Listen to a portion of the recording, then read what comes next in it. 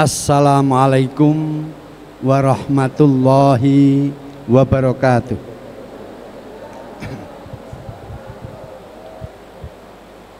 Alhamdulillahilladzi hadana lihada wa ma kunna linahtadiya laula an hadanallah. Asyhadu an la ilaha illallah wahdahu la syarikalah wa asyhadu anna Muhammadan abduhu wa rasuluhu la nabiyya ba'dah. Allahumma salli wa sallim ala hadzal nabiyil karim wa ala alihi ajma'in wa ala manittaba'ahu dallah ila yaumiddin. Amma ba'du. Bapak-bapak, ibu-ibu, jamaah pengajian Masjid Islamic Center yang dimuliakan Allah, kembali kita berkesempatan untuk bersyukur dan memuji Allah Subhanahu wa Ta'ala yang senantiasa melimpahkan karunia dan nikmatnya kepada kita semua. Kemudian kita panjatkan salam dan sholawat kepada Rasulullah Muhammad Sallallahu alaihi wasallam yang telah mendapat amanah untuk menyampaikan risalah Islamiyah kepada umatnya. Saat ini kita akan mengkaji topik yang berkaitan dengan meneladani kehidupan para sahabat. Suatu saat Rasulullah Muhammad Sallallahu alaihi wasallam keluar dari masjid setelah menjadi imam dan mengajar pada waktu subuh. Ketika keluar, kemudian beliau berjumpa dengan beberapa sahabat yang ceria, yang gembira. Maka Rasulullah bertanya, ma balukum al yaum, wahai para sahabat, bagaimana keadaanmu hari ini? Kenapa gembira, cerah? Maka mereka menjawab, alhamdulillah, nahnu fi sihhatin wa afiyah, kami semua dalam keadaan sehat dan afiat. Kemudian ditanya lagi, kenapa wajahnya gembira berseri-seri? Maka mereka menjawab, apa yang dijawab? Nahnu ala ta'alimika wa nahnu naskuru birroho wa nasbiru bil qadha wa nardo wa nasbiru bidorro wa nardo bil qadha. Jadi ada tiga hal mengapa membuat mereka ceria, gembira. Dikatakan yang pertama karena selalu mensyukuri nikmat Allah. Yang kedua, selalu bersabar dengan ketetapan atau adzarra, hal-hal yang menyebabkan musibah. Dan yang ketiga, wanardo bil qadha, dan kamu selalu ikhlas menerima dengan qadha, ketetapan Allah Subhanahu wa Ta'ala. Nah, ini kalau kita dapat menghayati tiga hal ini, selalu bersyukur, senantiasa bersabar atas musibah, atas ujian, kemudian ikhlas, ridho menerima ketetapan Allah, hati akan menjadi tenang, tentram, tidak gelisah. Nah, ketika itulah kalau dalam Al-Quran diungkapkan, fala khaufun alaihim walahum yahzanun. Mereka tidak takut, tidak gelisah, dan tidak pula bersedih. Nah, kemudian ditanyakan bagaimana mensyukuri nikmat. Mereka mengatakan setiap hari seluruh makhluk Allah selalu dalam karunia nikmatnya yang dianugerahkan kepadanya. Nikmat Allah ini selalu dianugerahkan kepada setiap makhluknya. Ada nikmat itu yang dianugerahkan saat seseorang memohon, berdoa memohon. Ada pula yang dianugerahkan tanpa meminta. Karena itu dalam Al-Quran surat Ibrahim itu Allah mengisyaratkan apa?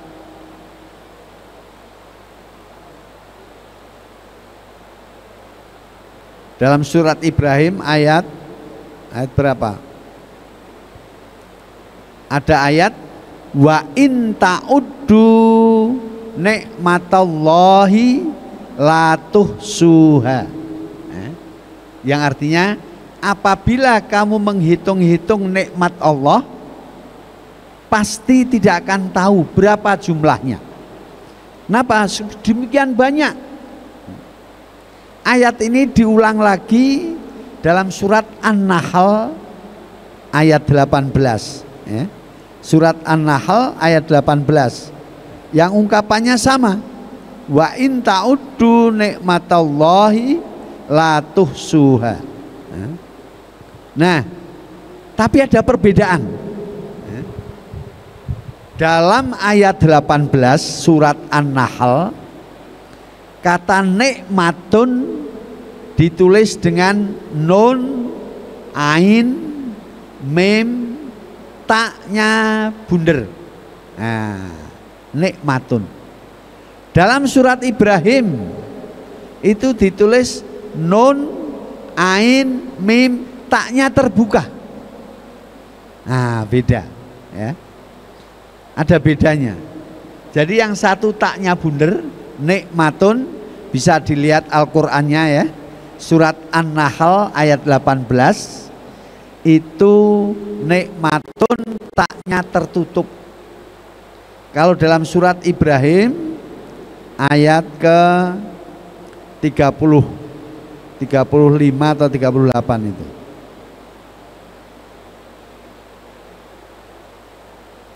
Ayat ke-30. Nah, ayat ke-34 ya.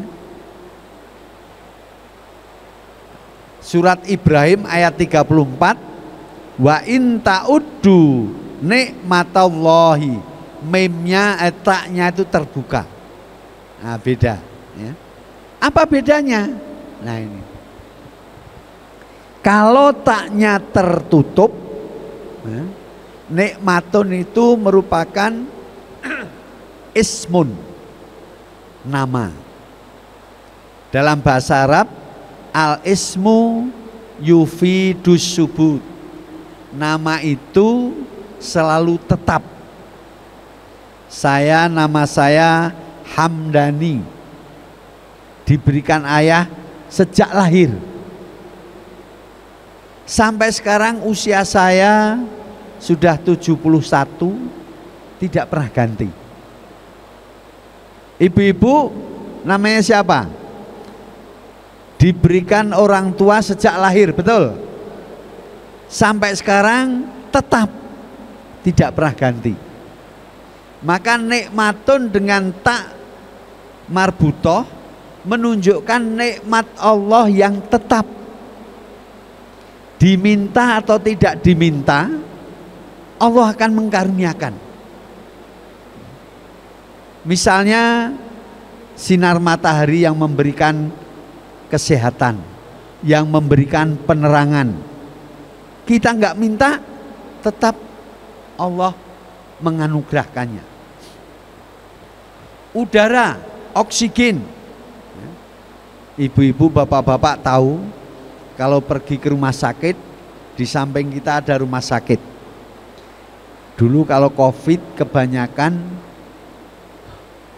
napasnya terengah-engah, sehingga harus dibantu oksigen. Ketika itu oksigen menjadi barang mahal. Kalau sekarang di rumah sakit, orang yang sesak nafas dibantu oksigen 1 tabung besar. Satu tabung besar itu kalau dipasang di hidung kita habis dalam waktu 3 hari. Kita sedot terus. Harganya berapa? Mahal. Ada yang tahu harganya berapa? Berapa? 3? Enggak. Oksigennya ribuan, bukan sampai juta. Kita menghirup oksigen dari lahir sampai sekarang berapa tahun? Gratis. Nah, ini karunia Allah yang diungkapkan dengan nikmat tak tertutup. Nah ini. Tapi kalau tak terbuka itu dari kata kerja. Ini artinya kata kerja itu hasilnya hanya akan didapat kalau seseorang melakukan pekerjaan. Nah ini wa in ta'udu surat Ibrahim ayat 34 diawali dengan ungkapan wa atakum min kulli ma sa'altumuhu. Allah akan mengkaruniakan apapun yang kamu minta. Ini artinya apa? Nikmat ini baru dikaruniakan Allah apabila kita minta dengan berdoa. Allahumma rzuqni rizqan wasi'an halalan thayyiban. Berdoa kemudian paginya bekerja, pasti Allah akan mengkaruniakan rezeki. Nah, jadi rezeki itu didapat ketika kita minta. Kalau berdoa saja tapi tidur, nggak bangun-bangun, nggak kerja, nggak akan dapat. Jadi ini disertai dengan usaha. Adik-adik ada yang masih kuliah, ada yang masih sekolah. Tiba ujian akhir semester. Maka berdoa, Allahumma ja'alni minan najihin. Ya Allah, jadikanlah aku dari kelompok orang-orang yang lulus ujian dengan nilai yang bagus. Setelah berdoa, memohon pada Allah, usahanya apa? Belajar. Maka dengan belajar, dengan usaha, maka Allah akan mengkaruniakan apa? Kecerdasan akal, lancar dalam menjawab ujian dan mendapat nilai yang bagus. Nah ini artinya Allah memberikan nikmat karena kita minta. Petani tidak minta, Allahumma ja'alna fil imtihani minan najin. Ya Allah, jadikanlah aku yang lulus dalam ujian. Tidak minta begitu. Dia dikaruniai kelulusan enggak? Enggak. Dia lulusnya apa? Anugerahnya apa? Berhasil mengerjakan ladangnya, sawahnya, sehingga menghasilkan padi yang banyak, menghasilkan jagung yang banyak, mungkin buah pisang yang banyak. Nah ini karunianya. Jadi ini tegasnya nikmat Allah ada 2 macam. Disebutkan dalam surat An-Nahl ayat 18 dan surat Ibrahim ayat 34. Kalau ayat 18 dengan tak marbutoh menunjukkan nikmat yang tetap dikaruniakan Allah walaupun manusia tidak meminta. Tapi kalau dengan tak terbuka, surat Ibrahim ayat 34, nikmat yang dikaruniakan Allah kalau seseorang meminta. Nah, kita ternyata apalagi anak-anak ya, tidak minta, ibunya memberi. Haus, ibunya hanya nangis, ibunya langsung memberikan ASI-nya. Lapar, ibunya menyediakan makanannya. Nah, ini si anak nggak minta, tapi langsung mendapat karunia dari Allah melalui ibunya. Dan ini diingatkan, semua karunia Allah dianugerahkan pada kita, tapi melewati orang lain. Ada yang melewati orang tua kita. Kalau pedagang dapat rezeki, melewati siapa? Pembeli. Saya punya toko besar, barangannya, barang-barang dagangannya lengkap, tapi nggak ada pembeli, nggak dapat rezeki. Ya. Saya jual bakso pakai pikulan angkringan, begitu taruh banyak pembeli datang, 5 jam baksonya habis. Karena pembeli, saya dapat rezeki apa? Keuntungan dari jual bakso. Nah, kemarin ditayangkan orang menjual bakso goreng melaksanakan ibadah haji.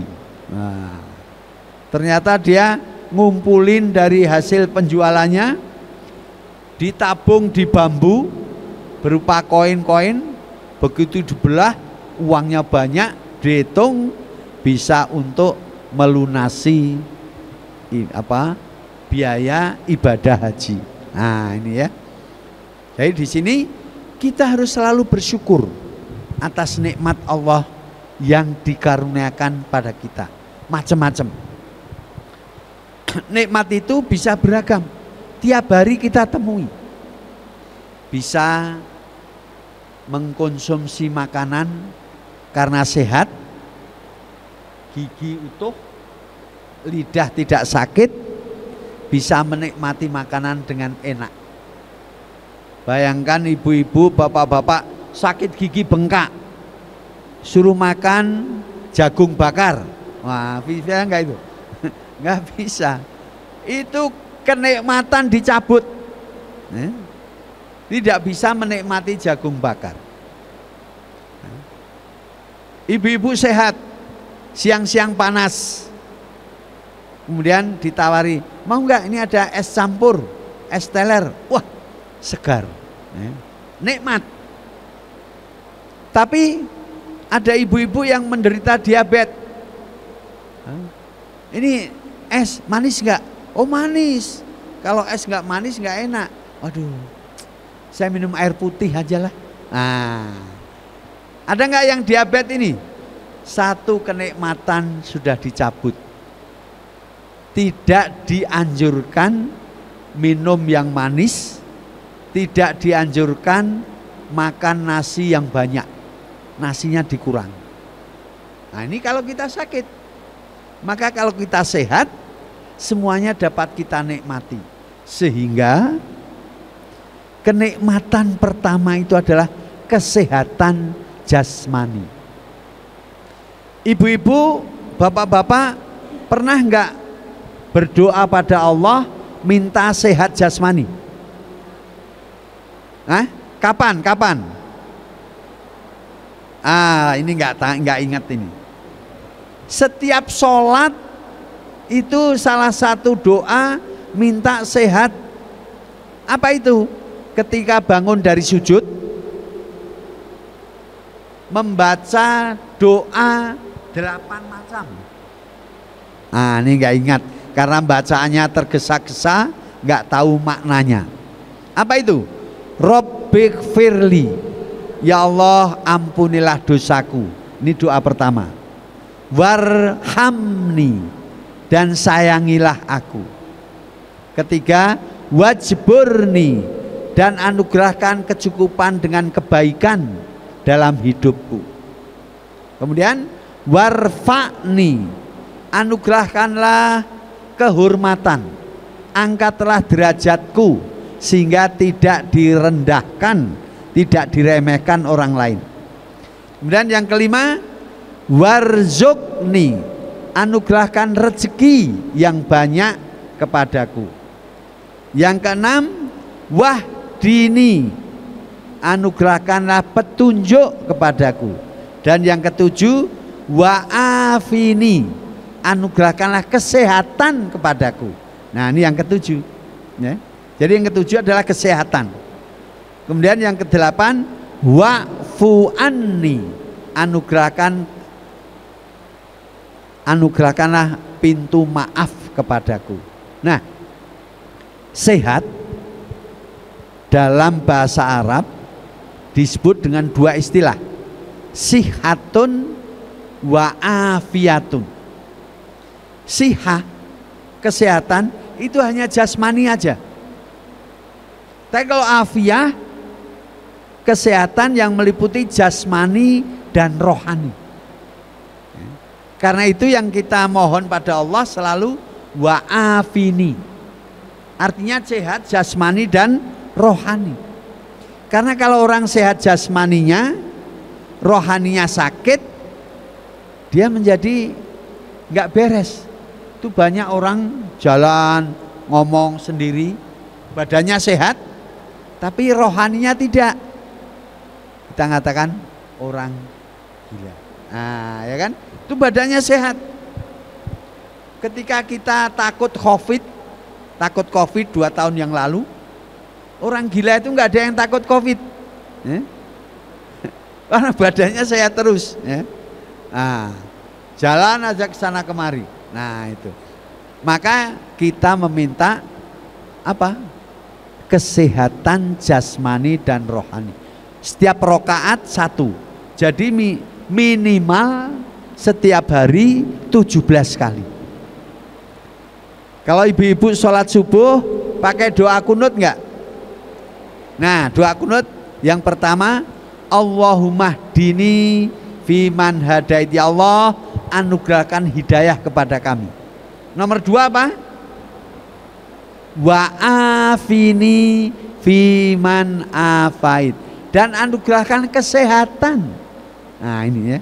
Jadi ini apa? Anugerah nikmat yang paling istimewa dari Allah adalah nikmat kesehatan.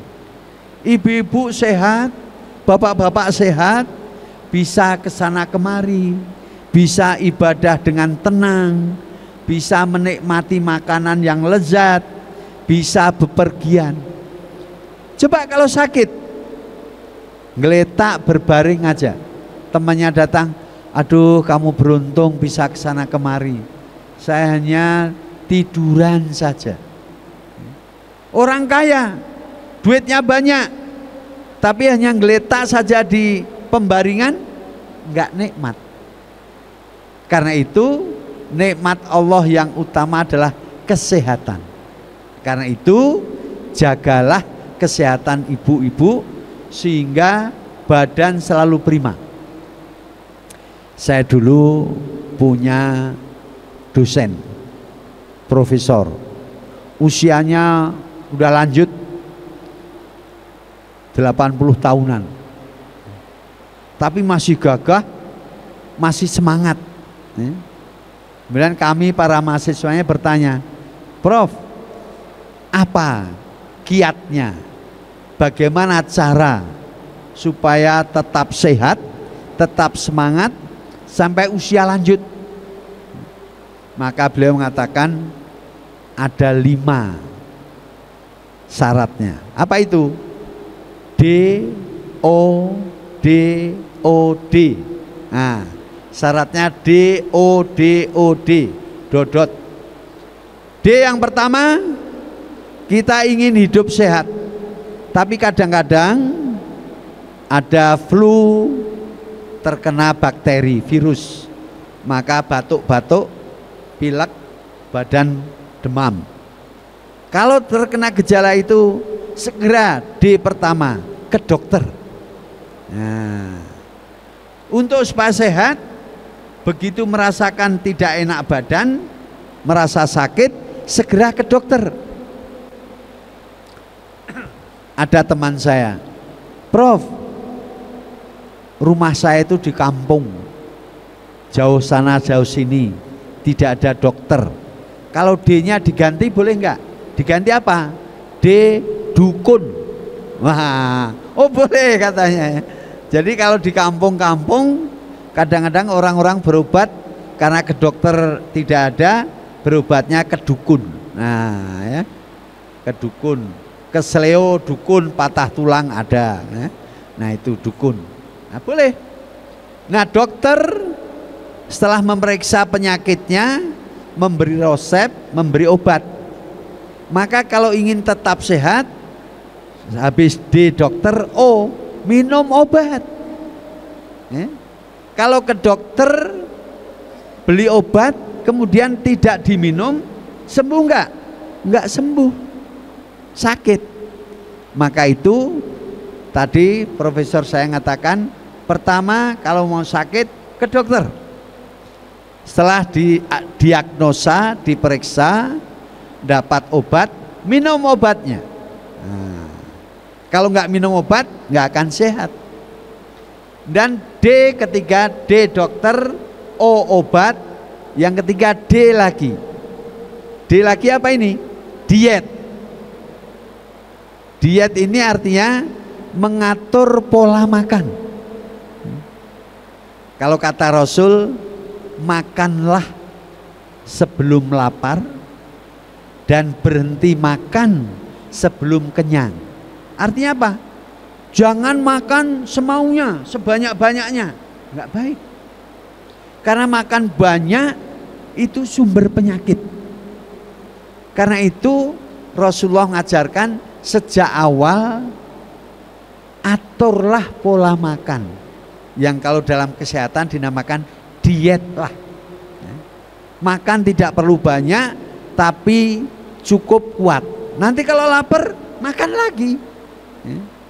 Nah kadang-kadang anak remaja, saya dulu punya anak remaja begitu, kalau diajak makan bersama, orang tuanya, saya dan istri mengambil secukupnya sedikit. Nanti kalau kurang nambah lagi, anak saya nggak mau ambil, plek plek plek, piringnya penuh. Wah, ini. Kalau membuat super mie, kita satu cukup, dia dua, kadang-kadang tiga, penuh gitu. Kenapa? Kalau satu nggak kenyang katanya. Nah ini kalau muda demikian ya, karena untuk pertumbuhan. Tapi setelah lewat masa remaja harus mulai diet, jangan memperbanyak, secukupnya. Nah ini apa? Agar kita tidak kelebihan kalori sehingga akibatnya gemuk, bisa jadi obesitas. Itu di tayangan TV, anak remaja beratnya 250 kg, bangun tidur aja nggak bisa, ngeletak aja. Kemudian oleh dokter dipotong ususnya, disedot lemaknya. Nah, potong ususnya supaya apa? Supaya tidak banyak makan. Yang panas mestinya ya. Ya, jadi sini ya. Diet. Jadi ibu-ibu kalau mau sehat harus diet. Berarti apa? Mengatur pola makan ya. Jangan berlebihan. Apalagi yang menderita diabetes, kurangi apa? Hal-hal yang terkait dengan makanan manis, gula. Bahkan dokter dari Surabaya itu mengatakan, kalau kita sudah berumur, kurangi 6 putih atau 5 putih. 5 putih itu apa? Pertama, kurangi gula putih, gula pasir. Jangan banyak-banyak. Kalau minum manis cukup sedikit asal tidak pahit. Kemudian yang kedua, kurangi nasi putih. Karena nasi putih itu zat gulanya banyak. Kurangi tepung putih. Nah, tepung putih. Tepung putih itu apa? Tepung gandum, terigu ya, tepung beras. Nah, itu kurangi. Yang ketiga, kurangi roti putih. roti itu ada dua, roti yang putih dan roti yang coklat, roti gandum. Maka lebih baik pilihlah roti gandum. Roti gandum itu agak kasar, kalau roti putih halus. Ini dikurangi. Kemudian yang kelima, kurangi garam putih. Garam putih. Karena garam itu memicu meningkatnya tensi darah. Kurangi gula, kurangi garam, pasti hidup lebih sehat. Dan perbanyak minum air putih. Nah, perbanyak minum air putih. Jangan senang minum Coca-Cola. Wah, itu gulanya tinggi, racunnya banyak. Jangan senang minum yang sirup terlalu manis. Nah, itu juga nggak baik. Maka itu yang disyaratkan, perbanyak minum air putih. Nah, ini untuk apa? Supaya kita tetap sehat dan kita tetap dapat bersyukur kepada Allah Subhanahu wa taala. Nah, ini ya. Kemudian yang kedua, atau yang pertama tadi apa? Rasulullah pernah memberi pesan kepada Mu'ad bin Jabal.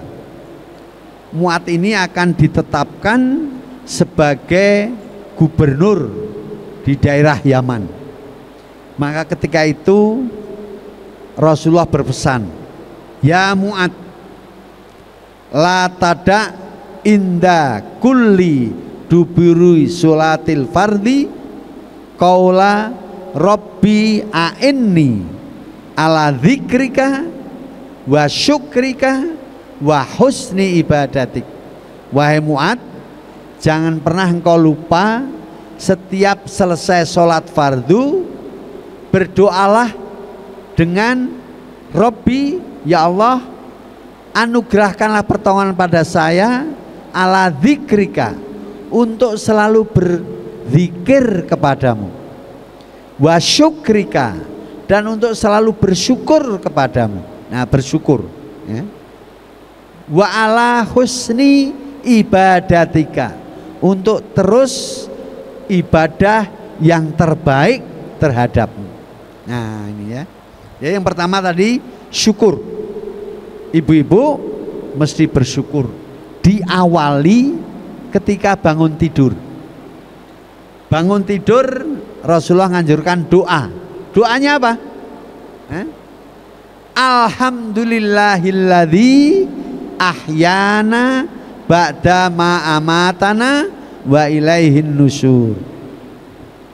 Terima kasih, segala puji bagimu ya Allah yang telah menghidupkan saya lagi.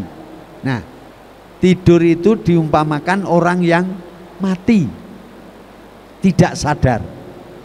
Maka ketika bangun itu disebut dia sudah dibangunkan, dihidupkan Allah lagi. Karena apa? Ada pula yang tidur terus tidak bangun, nah, meninggal, ada. Sehingga dia hanya ditidurkan Allah tapi tidak dibangunkan. Nah, bapak-bapak, ibu-ibu tadi pagi alhamdulillah sudah dibangunkan, dihidupkan Allah setelah sebelumnya dalam keadaan mati. Nah, ini ya, dimulai bersyukur itu. Karena kalau bersyukur, kata Allah dalam surat Ibrahim ayat 7 apa? La in syakartum la azidannakum. Kalau kamu bersyukur, niscaya akan ditambah nikmat yang dianugerahkan. Kalau tidak bersyukur, niscaya Allah akan murka, dan yang tidak bersyukur diancam dihentikan nikmatnya. Nah, ini ya. Kemudian yang kedua adalah wanas biru bidzarra bil bala, dan kami selalu bersikap sabar bila menerima ujian ya. Manusia tiap hari diuji. Ujian Allah itu ada dua, ujian yang baik dan ujian yang buruk. Ujian baik dengan karunia anugerah yang menyenangkan. Ujian yang buruk dengan musibah, dengan bahaya, dengan sesuatu yang menyedihkan. Nah, bapak-bapak, ibu-ibu tiap hari menghadapi ini. Ada kalanya senang gembira karena mendapat anugerah yang baik, tapi ada kalanya pula sedih. Ya. Setiap hari berganti-ganti. Kadang-kadang sedang gembira dapat telepon, assalamualaikum, waalaikumsalam, ini si Ibu A ya? Oh iya, saya Ibu A. Bu, putra ibu sedang mengalami musibah. Kenapa? Tadi ketika jalan keserempet mobil. Sekarang di rumah sakit, silahkan datang rumah sakit A, kamar sekian. Baru gembira langsung menjadi sedih. Nah, ini artinya apa? Bahwa inilah ujian dari Allah. Kadang-kadang menyenangkan, kadang-kadang menyedihkan. Jangan pernah mengatakan saya tidak pernah diuji Allah. Salah. Surat Al-Ankabut ayat 2 dan 3 menyatakan bahwa Allah akan selalu menguji manusia. Di situ dikatakan ahasiban nasu ayyutraku ayakulu amanna wahum la yuftanun. Apakah orang-orang itu mengira kalau sudah menyatakan beriman pada Allah didiamkan, tidak diuji? Salah. Justru semakin tebal imannya, ujiannya makin banyak. Justru semakin kuat keyakinannya, ujiannya makin banyak. Kita ini manusia. Siapa manusia yang paling kuat imannya? Siapa? Ada yang tahu? Yang paling kuat imannya itu adalah Nabi dan Rasul.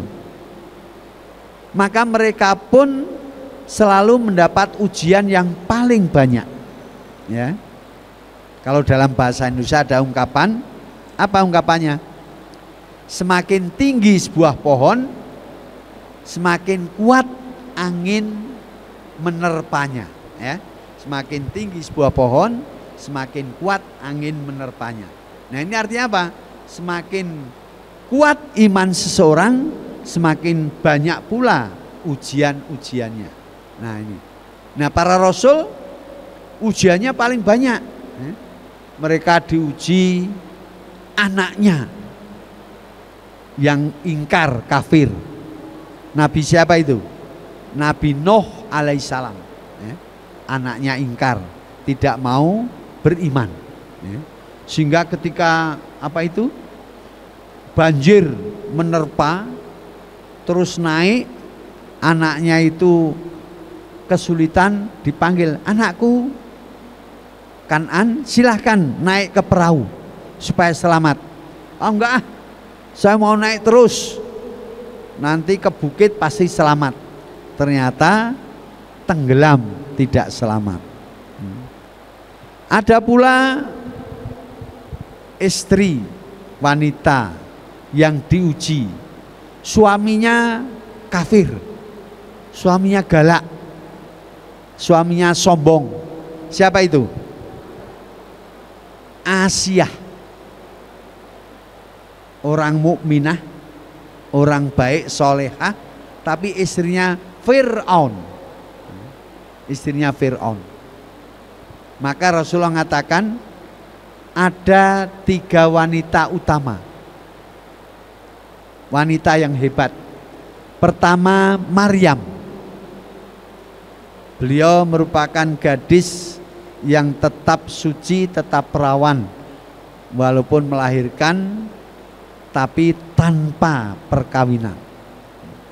Sayangnya sekarang ini banyak gadis-gadis niru Maryam.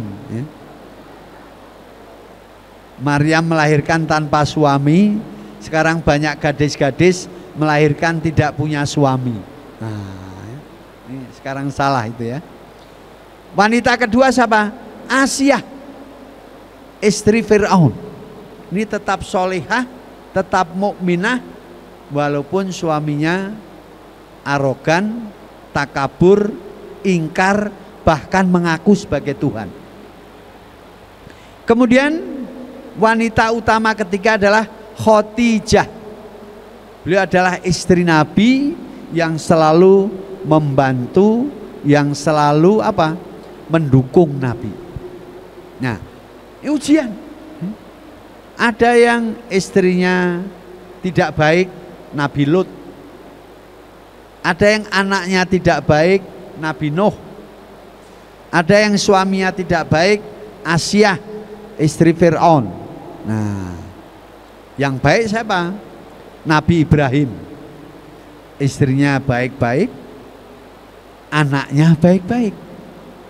Anaknya ada dua, Ishak jadi nabi, Ismail jadi nabi.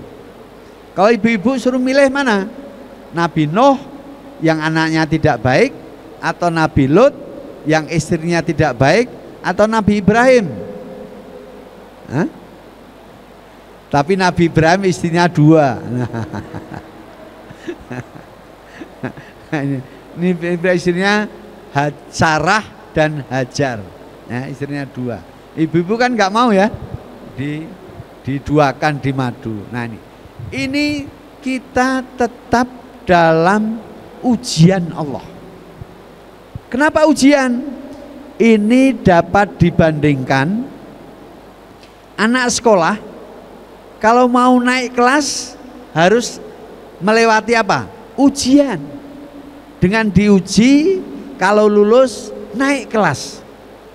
Nah, kalau ibu-ibu, bapak-bapak mendapat ujian, itu artinya kelasnya akan dinaikkan, kualitasnya akan ditingkatkan. Nah, karena itu jangan sedih bila menerima ujian, karena ini suatu tanda bahwa kualitasnya akan naik lebih baik lagi. Nah, ini ujian. Ujian setiap hari, bisa jadi ibu-ibu ya, ujian dari suami, ujian dari anak, ujian dari tetangga, ujian dari barang-barang harganya naik makin mahal. Nah, itu ya. Kemarin itu bawang sampai puluhan ribu, padahal dulu murah. Nah, ini ibu-ibu yang terasa uang belanja dari suami tetap, ketika dibelanjakan ternyata barang-barang naik sehingga tidak cukup sebulan. Nah, kadang-kadang ada yang demikian. Ini ujian, maka harus diatur-atur sehingga kalau cabai mahal jangan pedes-pedes. Nah, biasanya cabai 5 kurangi cabai 2 atau 1 aja. Nah, ini menghadapi ujian dengan baik, sabar. Sabar itu artinya apa? Melakukan dengan baik, disertai kesadaran bahwa ini akan berlangsung tidak sebentar, tapi perlu waktu, sehingga perlu yang baik. Nah, kemudian yang ketiga apa? Wanardho bil qadha, ikhlas, ridho menerima ketetapan Allah. Allah telah menggariskan, telah mentakdirkan semua makhluknya dengan baik. Ini diungkapkan dalam surat Al-A'la. Sabbihisma rabbikal a'la. Pujilah nama Tuhanmu yang maha tinggi. Ayat kedua apa? Alladzi khalaqa fasawwa. Allah lah yang menciptakan dan kemudian ciptaan itu disempurnakan. Nah, ayat ketiga ini yang berkaitan. Walladzi qaddara fahada. Dan Allah pula yang kemudian qaddara, menetapkan takdir bagi semua makhluknya. Qaddara, menetapkan takdir. Jadi sejak kita lahir, takdir itu sudah ditetapkan. Tapi kemudian fahada, Allah memberikan petunjuk untuk mendapatkan takdir yang terbaik. Nah, petunjuk itu macam-macam. Ini ibu-ibu, bapak-bapak, kalau sering bepergian, kadang-kadang sudah siap dari pagi, sudah mandi, sudah berganti busana rapi, sudah sarapan, tasnya dipegang, apa yang diperlukan? Oh ini sudah, nah, dibawa. Ini yang sering saya rasakan. Setelah keluar rumah, jalan, di tengah jalan, aduh, tadi sudah saya ingatkan, ada yang ketinggalan. Nah, masih ada yang ketinggalan. Ini artinya petunjuk Allah dengan insting ilham bahwa kamu bepergian ini belum lengkap, ada yang ketinggalan. Apa yang ketinggalan ya? Saya kalau ada yang ketinggalan itu mesti nih, kok ada yang kurang ya? Tapi diingat-ingat enggak ketemu. Akhirnya jalan di tengah, oh KTP belum dibawa. Kalau naik kendaraan, oh SIM-nya lupa, oh STNK-nya lupa. Sering begitu itu. Nah, petunjuk. Kadang-kadang petunjuk itu kalau bapak-bapak bepergian, pamit sama ibunya, Bu, Ma, doakan ya saya pamit mau berangkat ke kantor. Ibunya berpesan, baik Pak, hati-hati di jalan. Nah, ini petunjuk dari Allah melalui istri. Hati-hati di jalan. Maka ketika naik motor atau naik mobil, mau ngebut, ingat istri, hati-hati di jalan. Maka tidak jadi. Karena dia tahu, kalau cepat sekali, seringkali celaka. Nah ini petunjuk Allah melalui istri. Hati-hati di jalan. Karena itu ibu-ibu, jangan segan memberikan pesan untuk suaminya agar hati-hati di jalan. Nah ini petunjuk dari Allah.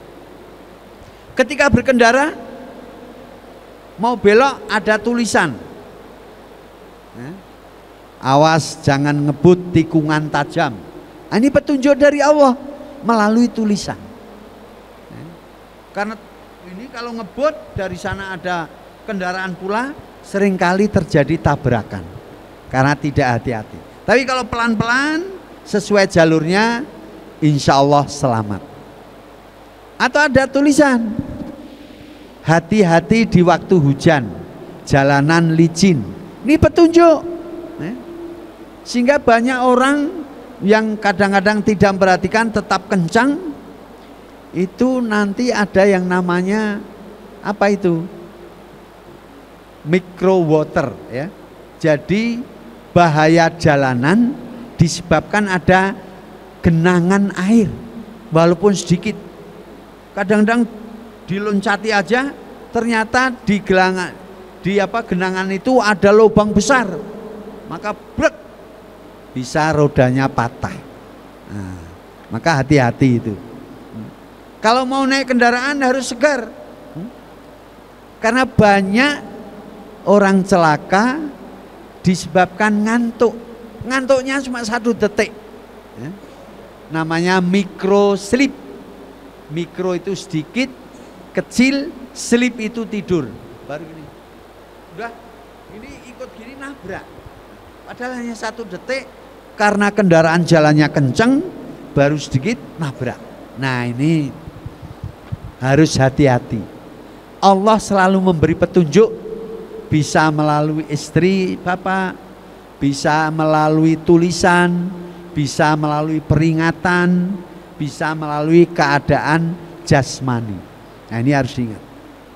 Karena itu kalau kita melakukan perjalanan harus diingat. Tapi kalau sudah terjadi, itulah namanya takdir tadi terjadi. Kita tahu takdir, oh ini takdir dari Allah setelah terjadi. Kalau setelah terjadi diulangi nggak bisa. Ya sudah, ridho, ikhlas.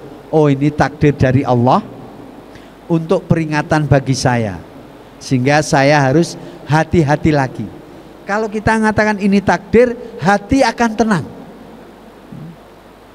Orang-orang ada itu ya, saya kagum. Ada seorang ibu-ibu, rumahnya ikut terbakar. Dia melihat tetangganya nangis semuanya. Dia hanya sedih sebentar, kemudian tenang. Loh, ibu, rumahnya terbakar kok dia? Ya sudah, mau apa lagi? Ini takdir dari Allah. Semua yang saya miliki milik Allah. Titipan. Tampaknya sekarang Allah ingin meminta lagi.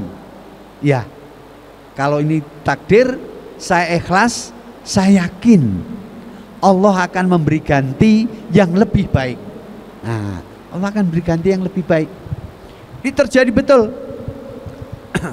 Sebelum tsunami itu terjadi 24 Desember tahun 2004.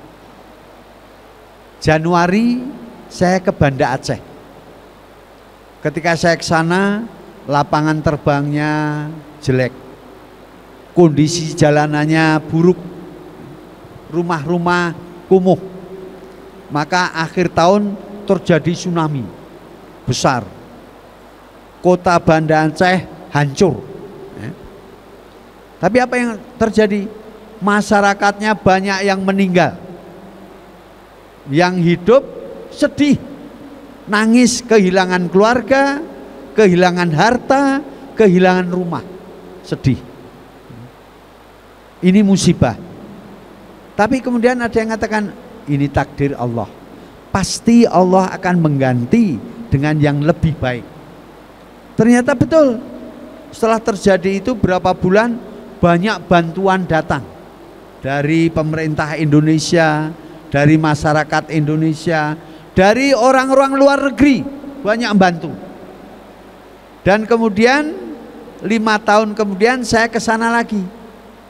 Saya lihat bandaranya sudah bagus, jalanannya mulus, rumah-rumah terbangun bagus. Saya tanya pada teman saya, gimana sekarang setelah tsunami? Alhamdulillah, dengan tsunami itu kita punya masjid baru, masjid yang dibangun oleh negara Oman, punya rumah sakit baru, punya tempat-tempat baru, jalanan mulus. Sehingga inilah tampaknya Allah ingin mengubah kota Banda Aceh yang buruk menjadi indah. Nah ini. Jadi ibu-ibu, kalau kita ridho, yakinlah bahwa musibah itu pasti akan diganti dengan yang lebih baik. Ya. Sehingga ini terjadi kapan saja dan di mana saja. Nah karena itu perilaku sahabat yang 3 mesti kita teladani. Selalu bersyukur atas segala nikmat yang dianugerahkan Allah, senantiasa bersabar ketika menerima musibah, yang terakhir selalu ridho ketika mendapatkan takdir ketentuan dari Allah Subhanahu wa taala. Dengan cara ini hati kita menjadi tenang, tentram, tidak gelisah. Dan inilah perilaku sahabat yang layak kita contoh, layak kita teladani.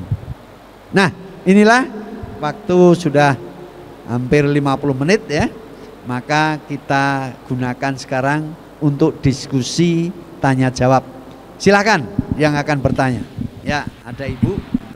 Ya, terima kasih Pak Kiai yang sudah menjelaskan dengan tema meneladani kehidupan sahabat-sahabat Nabi. Ya mungkin bapak-bapak, ibu-ibu yang kurang jelas, kalau kurang paham, silahkan tanya, minimal 3 orang yang nanya. Yang mungkinnya apa nih? Mau nanya, jangan tangan begini saya nggak. Assalamualaikum warahmatullahi wabarakatuh. Waalaikumsalam. Saya mendengar tadi untuk hidup sehat, DOD. Nah, apa saya nggak dengar? Oh, yang keduanya dengan D yang terakhirnya itu, ya. Assalamualaikum warahmatullahi wabarakatuh. Ya benar, sampai 3 doang. Duanya belum. Oh, baru kedua ya. Assalamualaikum warahmatullahi wabarakatuh. Waalaikumsalam warahmatullahi wabarakatuh. Pak Ustadz, imam seseorang itu berbeda. dengan yang lainnya ya. Bagaimana caranya kita bisa menghadapi cobaan dengan hati yang ikhlas, kiat-kiatnya. Lalu saya mau bertanya teladan sahabat-sahabat Rasulullah. Sahabat Rasulullah yang kita tahu Abu Bakar, Umar, Utsman, Ali. Apakah teladannya itu diabadikan di dalam Al-Quran, seperti ada surat yang Ali Imran atau Luqman, atau dalam surat Al-Kahfi ya, Sohubul Kahfi yang 7 orang itu. Nah, kalau memang ada, surat apa dan ayatnya berapa? Terima kasih Pak Ustadz. Ustadz, satu lagi bisa dari bawah Pak Ustadz, satu lagi ya. Bismillahirrahmanirrahim. Assalamualaikum warahmatullahi wabarakatuh. Nama Amin Muhaimin Yahaduha. Yang ditanyakan Pak Kiai, tingkat ikhlas dan kesabaran tuh sampai di mana, kiat-kiatnya gitu. Kalau kita makan jauh, Kanjeng Nabi Muhammad SAW, aduh, lebih paten gitu. Nah, kita mah bagaimana caranya? Demikian. Wassalamualaikum warahmatullahi wabarakatuh. Ya, silakan pakai.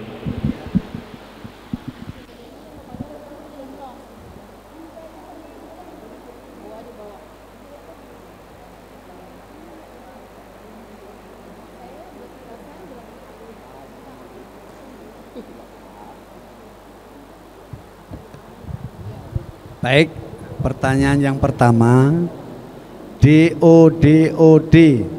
Tadi mungkin memang belum dituntaskan Bu ya, baru sampai diet tadi ya. D pertama dokter, obat, diet. Nah, O-nya belum. O-nya adalah olahraga. Jadi kita dianjurkan selalu gerak, olahraga. Kalau bapak-bapak yang sudah lansia, olahraganya jangan yang berat-berat, jangan main bola, jangan main basket. Olahraganya apa? Bagi yang sudah umurnya lanjut, olahraga jalan saja.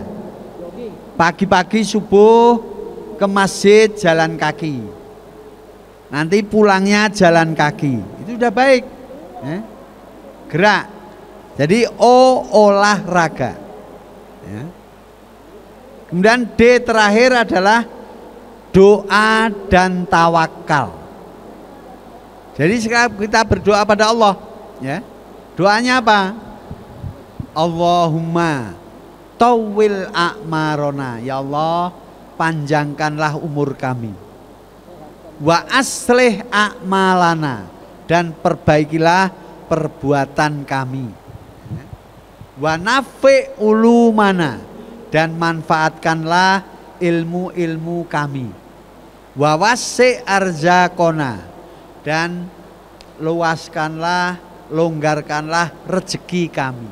Nah, ini doa memohon agar dipanjangkan umur dan badannya juga disehatkan.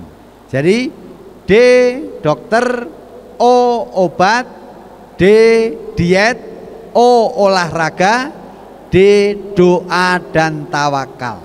Nah, ini DOD itu ya, itu jawabannya Ibu. Dan pertanyaan kedua tentang iman ya. Apa?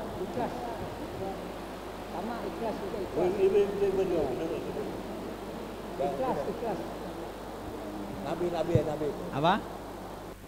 Masalah tadi Nabi, Umar, Utsman, Ali kan? Juga mikrofonnya dikasihkan supaya nggak salah. Jawabannya nggak salah. Makanya singkat aja tanyanya Bu, jadi nggak lupa. Yang pertama, pertanyaan saya, bagaimana menghadapi cobaan dengan hati yang ikhlas.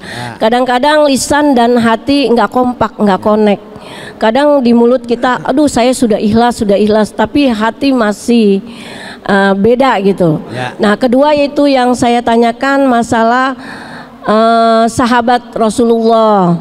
Sahabat Rasulullah yang 4 orang itu, Abu Bakar, Utsman, Ali, itu apakah ada diabadikan di dalam Al-Quran seperti surat-surat Ali Imran dan surat Al-Kahfi yang Sohubul 7 orang itu, Pak Ustadz?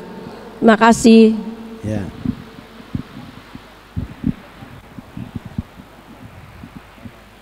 Kalau panjang-panjang kan lupa lah Ustadz ini ya udah.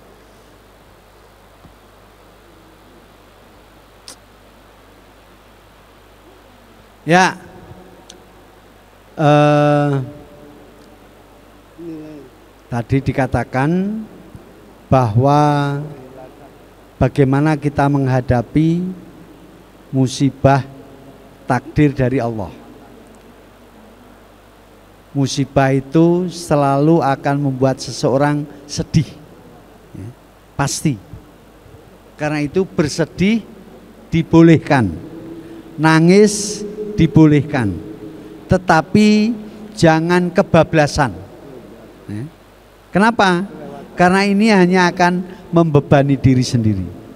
Kemudian yang kedua, disadari bahwa inilah ketetapan Allah, inilah takdir dari Allah. Takdir dari Allah sudah ditetapkan sejak lama dan pasti akan terjadi. Nah, ketika kita meyakini itu takdir dari Allah, maka Allah juga mengatakan bahwa Allah akan mengganti semua yang ada pada kita dengan yang lebih baik.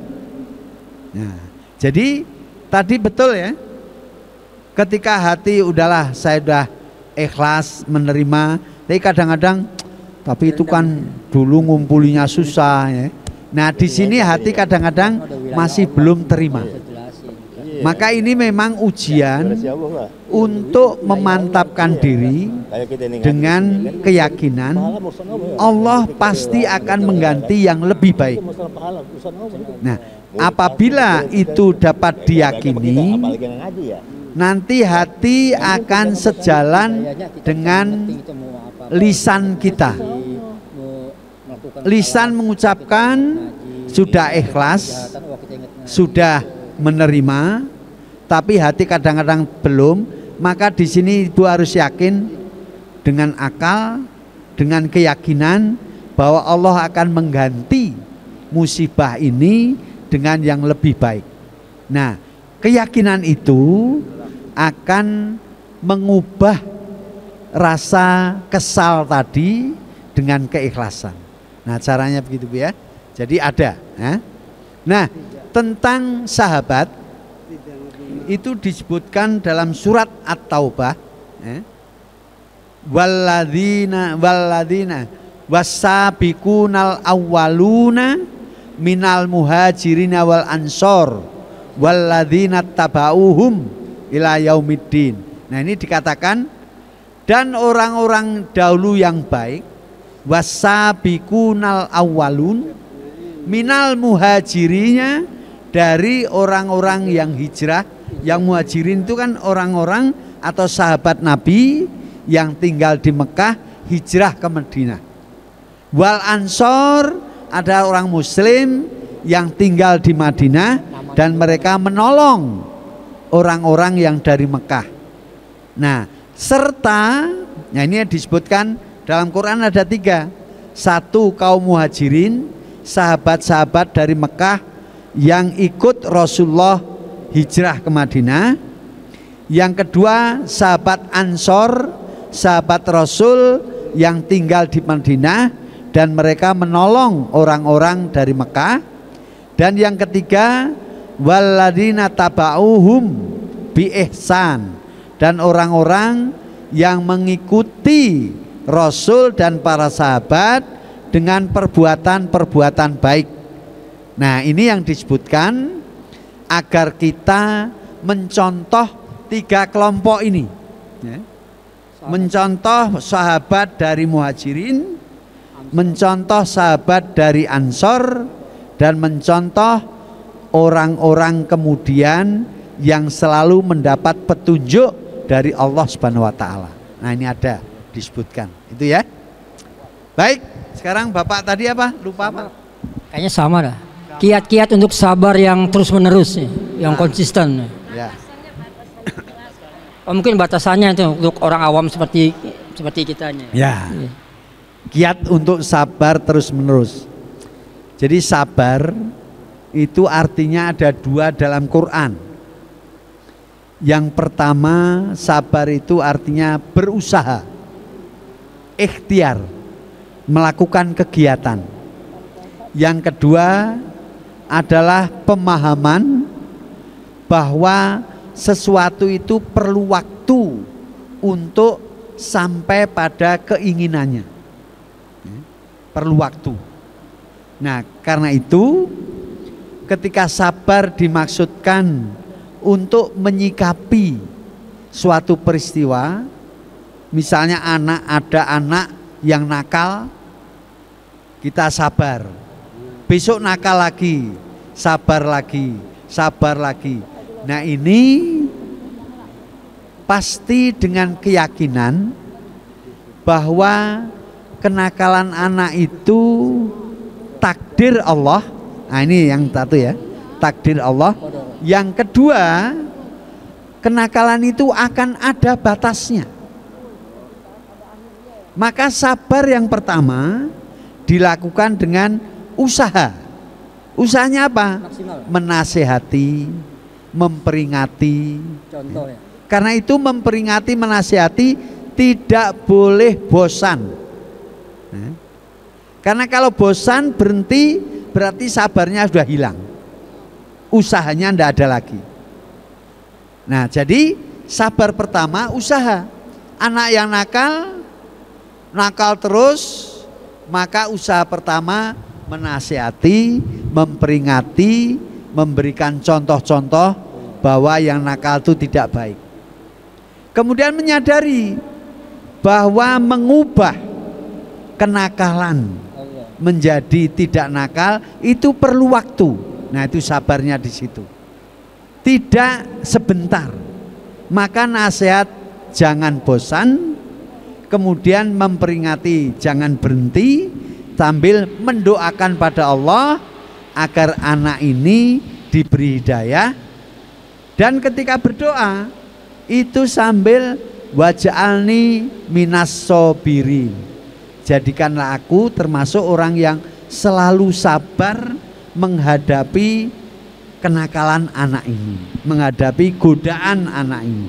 Nah, jadi ada itu usaha, kemudian memahami itu perlu waktu, dan ketiga berdoa pada Allah agar segera dituntaskan. Nah, gitu Pak ya. Ya, mungkin Pak Ustadz ada satu lagi nih, mungkin terakhir ini dari bawah Pak. Ya. Bismillahirrahmanirrahim. Assalamualaikum warahmatullahi wabarakatuh. Waalaikumsalam warahmatullahi wabarakatuh. Terima kasih atas kesempatan yang diberikan. Yang mau saya tanyakan Pak Ustadz, setiap nikmat dari Allah itu kan harus kita ceritakan ya. Ya.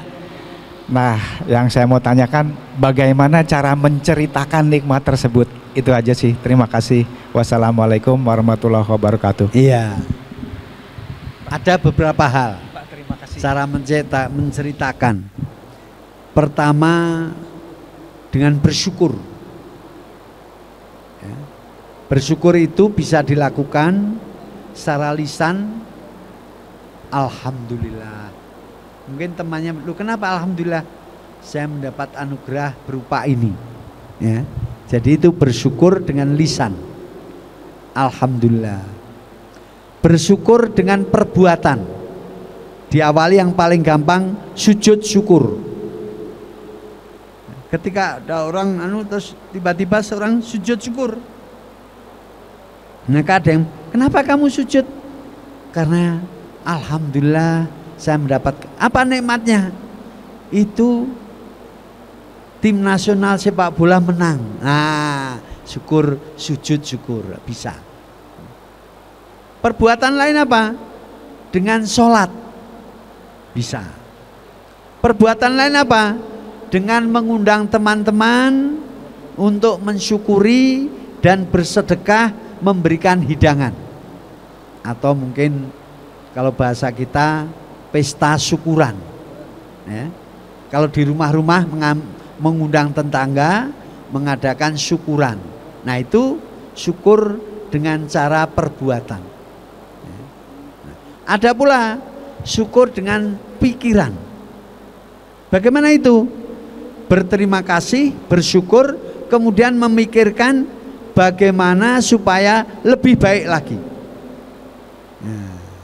Nah kalau dengan lisan tadi, selain mengucapkan alhamdulillah, bisa juga bercerita dengan teman dengan tujuan agar mereka juga selalu berusaha dan kalau berhasil mensyukurinya. Nah, jadi ada 3 cara, dengan lisan, baik dengan ucapan alhamdulillah atau menceritakan pada teman. 2 dengan perbuatan, sujud syukur, sholat, atau syukuran, mengadakan syukuran, bersedekah dengan teman-teman. Ayo saya traktir syukuran, saya lulus ujian, nah, ini syukuran ya. Saya lulus kebetulan nilainya bagus, saya gembira dan saya bersyukur pada Allah. Selain mengucapkan alhamdulillah, saya ingin mentraktir teman-teman, nah, ini syukuran ya. Kalau dengan pikiran, memikirkan lagi bagaimana supaya lebih baik lagi. Nah ini bersyukur dengan pikiran. Nah itu caranya Pak ya. Ya, ada lagi? Sudah ya? Ya, terima kasih Pak Kiai yang sudah menjelaskan ilmu-ilmunya ke jamaah Ahad Duha. Ya mudah-mudahan jamaah Duha, kita harapkan, kita memohon kepada Allah dipanjangkan umur kita, disehatkan badan kita dan keluarga kita, dikabulkan segala hajatnya. Dan mungkin lagi sakit jamaah kita, disembuhkan segala penyakitnya, yang lebih punya masalah diselesaikan masalahnya, dan mudah-mudahan semua mendapatkan rezeki halal dan barokah dan bisa bersedekah dan beramal ke kotak Ahad Duha.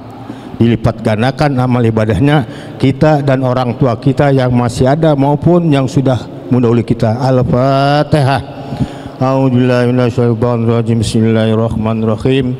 Alhamdulillahirabbil alamin arrahmanir rahim maliki yaumiddin. Iyyaka na'budu wa iyyaka nasta'in. Ihdinas siratal mustaqim. Siratal ladzina an'amta 'alaihim ghairil maghdubi 'alaihim waladdallin. Amin. Silakan doa Pak. Baiklah, mari kita tutup kajian ini dengan doa. A'udzubillahi minasyaitonirrajim. Bismillahirrahmanirrahim. Allahumma salli wa sallim ala Muhammad wa ala ali Muhammad angkuli sahabati rasulillahi ajma'in walhamdulillahi rabbil alamin. Allahumma gfir lil mu'minina wal mu'minat, amin, wal muslimina wal muslimat, amin, al ahya'i minhum wal amwat, amin ya Allah. Allahumma arinal haqqo haqqo, amin ya Allah, warzuqna tiba'ah, wa arinal batila batila, warzuqna istinabah, amin ya Allah. Rabbana la tuzigh qulubana ba'da idh hadaitana wa hab lana min ladunka rahmah innaka antal wahhab, amin. Rabbana hab lana min azwajina wa dzurriyyatina qurrata a'yun waj'alna lil muttaqina imama, amin. Rabbana atina fid dunya hasanah wa fil akhirati hasanah wa qina adzabannar. Wa sallallahu ala khairi khalqihi Muhammad sallallahu alaihi wasallam. Wa subhana rabbika rabbil izzati amma yasifun, amin. Wassalamun alal mursalin walhamdulillahi rabbil alamin. Wassalamualaikum warahmatullahi wabarakatuh. Waalaikumsalam.